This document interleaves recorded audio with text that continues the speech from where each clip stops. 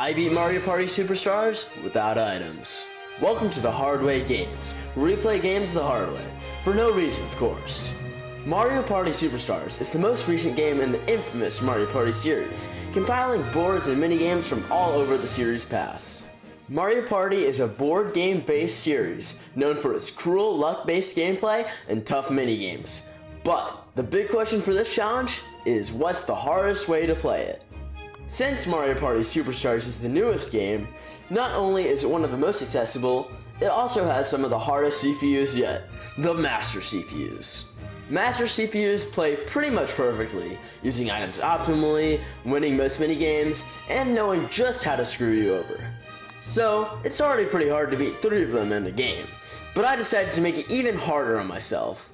I chose to play on the hardest board according to the game itself, Horrorland, with its warps, womps, skeleton key, boos, banks, night day mechanic, and most annoyingly, its chomp calls. And last but not least, the namesake of the challenge, no using items. For those who haven't played Mario Party before, it's like a board game, where you roll dice to move and land on spaces, which all do different things. Blue spaces give you coins, red and Bowser spaces take coins, and green spaces trigger special events. Each game consists of a set number of turns, in this case 15, which consists of everyone rolling and at the end a minigame. The better you perform in minigames, the more coins you earn, which can be used to buy stars. Whoever has the most stars after all the turns wins, with coins being the tiebreaker. So, with all that said, let's get into the challenge. The game started by rolling to decide the turn order, which ended out great for me, because I had the first roll, then Daisy, Peach, and Waluigi. By the way, I chose Donkey Kong for this, because he's awesome. Okay. Turn 1 was fairly simple. The star spawned pretty close, 18 spaces away from the start, which is good because it was close, but gave enough time to build coins to buy the star with.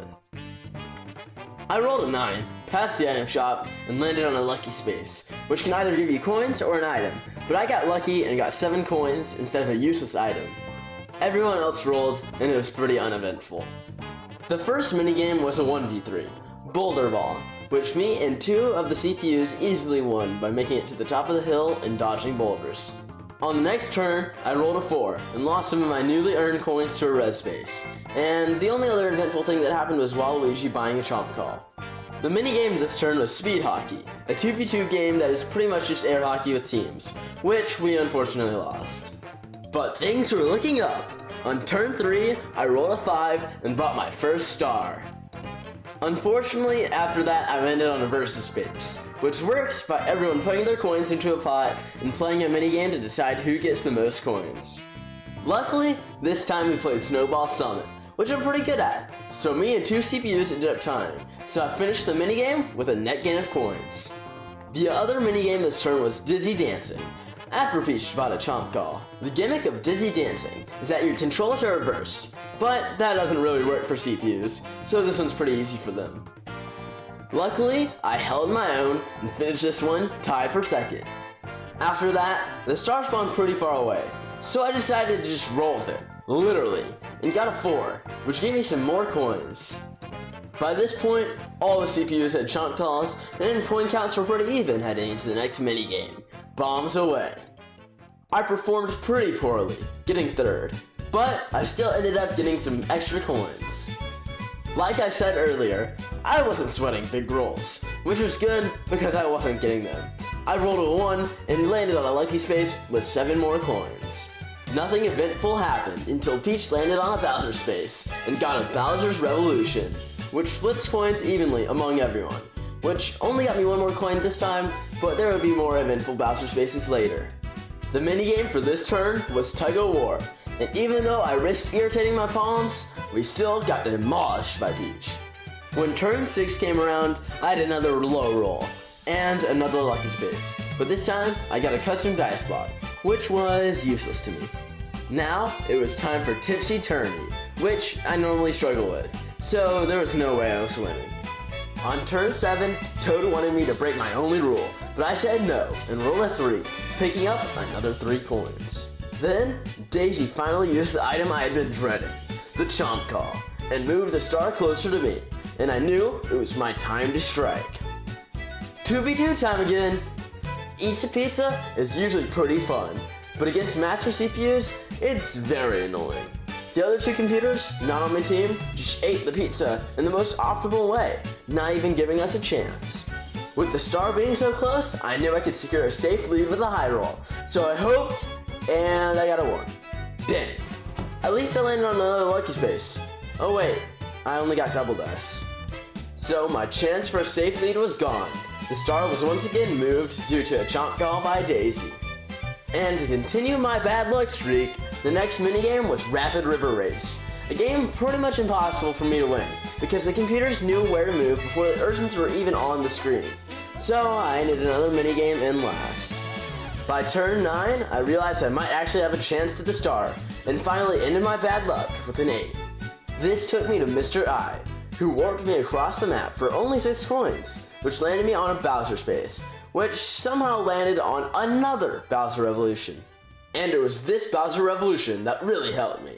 I went from a measly 25 coins, barely enough for 1 star, to 41 coins, which gave me enough for 2 more stars, which really came in handy considering my performance in the minigame so far. Speaking of minigames, this term it was Etch and Catch, another 2v2 game that I had no idea how to win, so I didn't. And so it was time for turn 10, which started by me rolling a 7 and another lucky space, where I got a completely useless chomp call. But Daisy landing on another versus space was not useless, it was horrible. Cheap Cheap Chase was chosen, so I lost due to my poor mashing in comparison to the perfect computers. And right after that, Peach moved the star with yet another chomp call, and ended up just behind me, which was really unfortunate. But Waluigi saw Peach getting closer and moved the star again, right next to him, so he got his first star. Also, I just realized Peach got a star at some point, but I'm too lazy to go back and check when. The other minigame this turn was a 2 times coin minigame, Ice Ring Risk, which I'm pretty good at, so I didn't get last this time, just 3rd. Now that we're down to the last 5 turns, King Boo made a prediction that Daisy of all people would win, so he gave her 20 coins. And so I opened turn 11 with a high roll, a 9, and landed on an immense space that did pretty much nothing except not allow Peach to steal coins with King Boo. But right when I thought I was getting kind of low at coins, with 27, we got once another Bowser's Revolution, which this time took me up to 44 coins. And so we continued on to Piranha's Pursuit, which I'm just gonna skip because the 3 never won this one. Turn 12 opened with a 5, getting me once another, you guessed it, lucky space, which actually helped me this time with 12 coins. I thought that since I was getting so close to the star, someone would definitely chomp call it. But no one had one, for what felt like the first time in forever. But then it was Pokey Pummel, another mashing game, so I obviously got last again. With the help of no chomp calls, on turn 13, I got my 2nd star, and the next one was fairly close. Something else eventful happened this turn when Daisy landed on the Koopa Bank, which had steadily been building up over the game, and so she got 60 more coins, solidifying her with the most coins. The next minigame was Archer Rival, which I died early in, but Daisy carried us to a victory.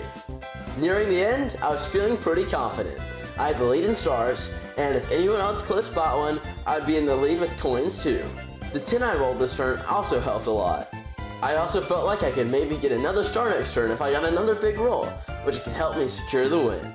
The penultimate minigame was possibly my worst minigame, Sneak and Snore, so I didn't expect anything but last place, which was of course where I ended up. And so, on my last turn, I rolled an 8, the perfect roll to get me another star, so I was feeling pretty confident. But the star ended up really close to Peach, who unluckily also got a star on the final turn. And so the hardest Mario Party challenge ended on a fairly simple coin minigame, Parasol Plummet, which I actually got the most coins in, so that was pretty cool.